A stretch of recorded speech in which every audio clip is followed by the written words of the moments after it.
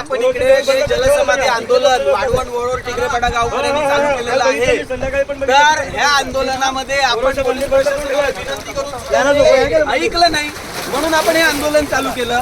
परंतु आज आपण इकडे आपल्या पाण्यात कमरे एवढ्या पाण्यात आल्यानंतर आता भरती वाढत असताना पोलीस लोक मात्र इथनं दूर पळून गेलेली आहेत. ते स्वतःचा जीव वाचवत आहेत. त्यांना इथल्या सर्वसामान्य जनतेचं काही घेणं देणं नाही.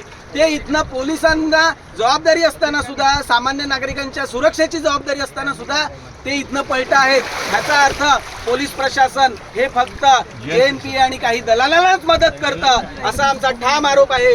आणि जोपर्यंत जिल्हा प्रशासन येत नाही तोपर्यंत आम्ही आमचं आंदोलन सोडणार नाही. त्यामुळे आम्ही एक आज पोलिसांना पण सांगतोय की जर इथे काही घडलं तर त्याची संपूर्ण जबाबदारी ही पोलीस प्रशासनाची राहील, इथल्या स्थानिक पोलीस इन्चार्जची राहील.